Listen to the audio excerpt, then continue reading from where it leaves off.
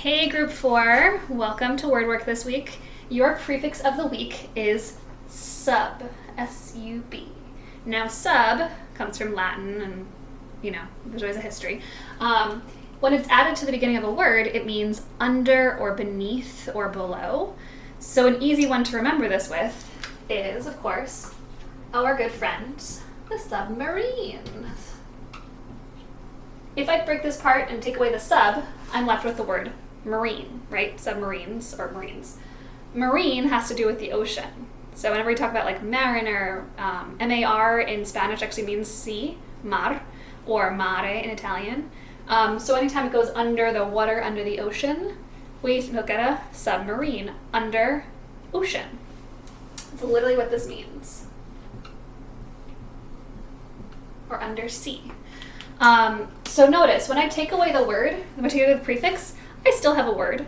That's how prefixes work. They get added to the front of words. Over time, sometimes they get smushed to a word and it's hard to take away the prefix. Like the word substitute starts with sub, but statute is not a word, right? If I take away the sub, statute is not a word. So is it really a prefix in that word? Not anymore, because it can't be separated from the word itself.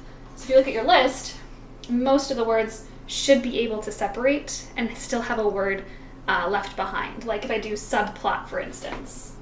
Subplot. I take away the word sub, plot is still a word.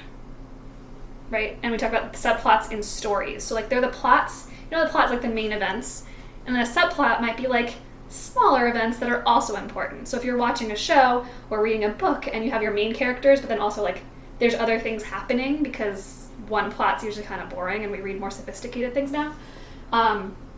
You'll find out there's subplots that are like under the main plot. They're not the primary, they're not the big thing, but they're still important because they're there. They're just a little bit less.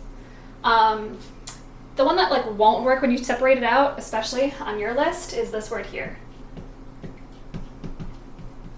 Now we are familiar with this word, subject, obviously, because we talk about subjects in school. The subject is also in grammar. It's the thing that does something in the sentence or what the sentence is all about. Like, I am talking, I'm the subject, right? If I take away subject is not a word, right?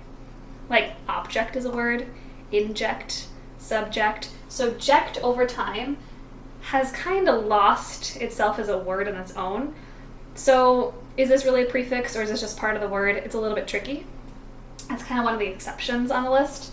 But the rest, you'll notice, if I take away the sub, I still have a word. So if I take away the sub from subtitle, sorry, I hope my writing is clear. So subtitle, title is a word. Where does the subtitle go? It goes under the main title. So if you read a book, the title is on top, the subtitle is under. So this word sub means under or below. Or like not main, like secondary.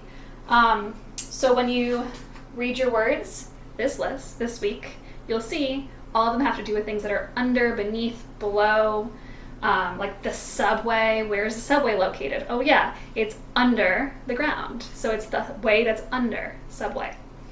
Or subtotal, like if you ever go and you check out for something, the subtotal is what you pay. It's below the main payment, like the total, and then there's a subtotal that's less than that. Your parents will be much more familiar with that than you are probably. So I'm going to read your list for this week. If there are words that are new to you, and there probably will be, it's important that you look them up. You have the internet at your disposal. You can Google new words. If you're unsure of something, ask me or ask someone in your house. This is the best way to learn vocabulary, is to just work with words. So hopefully you're finding some cool new patterns in all these prefixes. All right, so your list this week. Subset, subdivide. That happens a lot with land. Like if I've got a big giant plot of land and I want to subdivide it, I actually make it into smaller pieces. That one doesn't really have so much to do with under. It has more to do with like being smaller.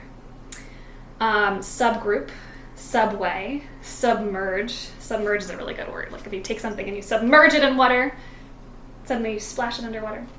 Submarine, submerse, very similar to submerge, subtotal, sublet. That's an interesting one because You guys are probably not familiar with this, but when I used to live in an apartment, if I was going to go on vacation for, let's say, like 2 months, I could sublet my apartment to someone else. So they were like under me on the lease. They were allowed to come into my apartment and live there, and they paid me rent while I was away. It's an interesting thing. You can kind of look that up too. Sublet. Subsoil. Remember soil? Subsoil. Subject. Subtitle. Subtract, right? Subtraction. Subplot. Subcommittee. And substandard. So think about if we have the standard, what is substandard?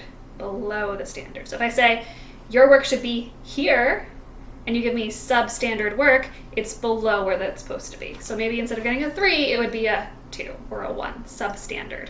We don't want to be substandard. We're pretty awesome. We want to be above the standard. So hopefully you have fun working with some new words this week. These are definitely more challenging than some of the words I've given you. So take your time with them, ask questions, do some research, and have some fun. And I really look forward to seeing you guys soon.